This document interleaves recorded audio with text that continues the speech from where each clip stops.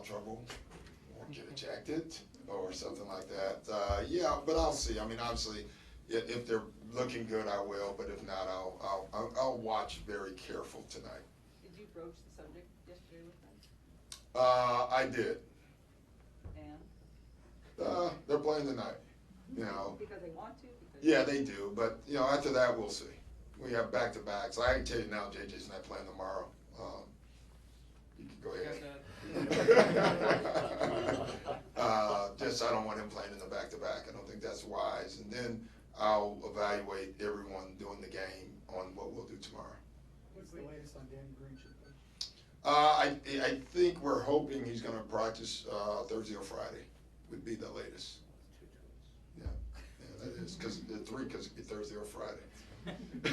Doc, a practical question. Blake has 15 technical fouls. That's the limit. Yeah. Or he say tomorrow night gets 16.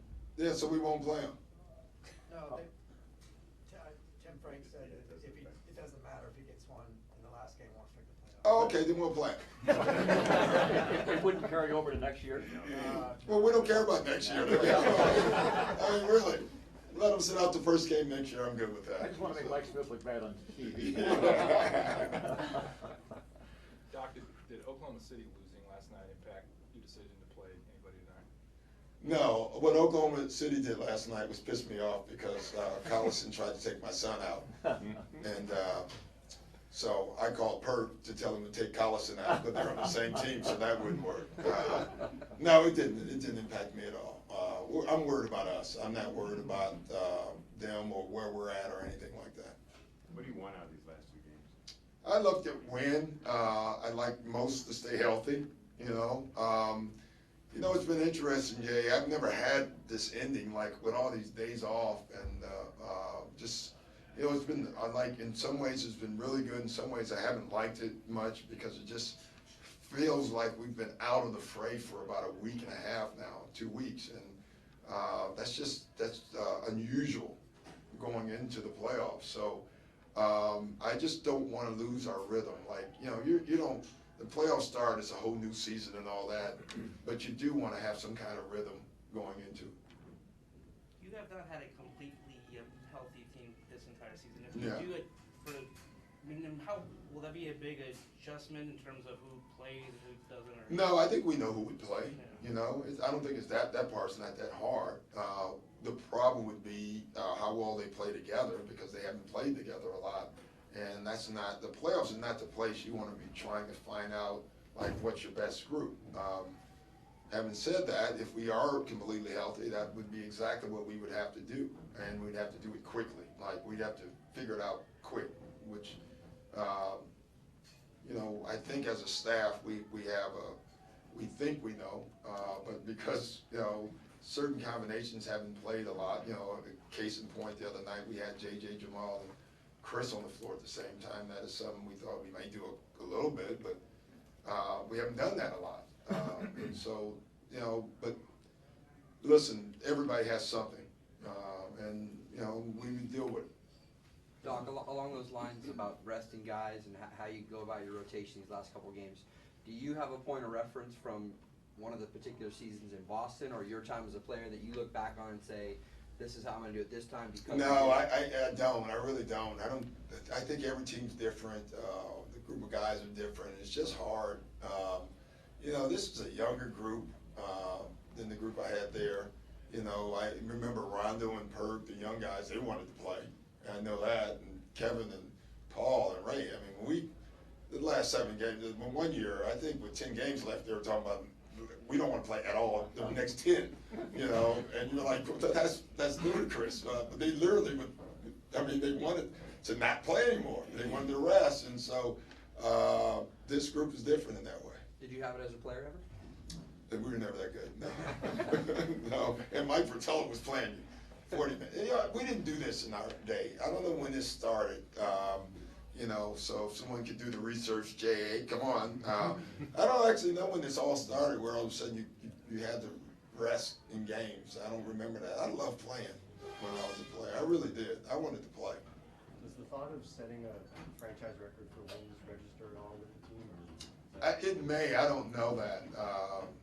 No one's talked about it. I can tell you I haven't talked about it. I mean, listen, it'd be great. Winning our division is great. You know, we didn't, you know, I don't know, we didn't make a big deal of it, but it's still something you've done. That's good.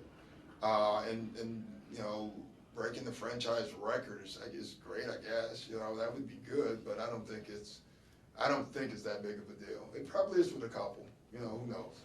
Doc, other than obviously staying healthy, is there anything you want to see in these next 2 games from the team? No, I just want to, you know, I hope Jamal and JJ keep getting sharper. You know, I don't think they're back yet, neither one of them.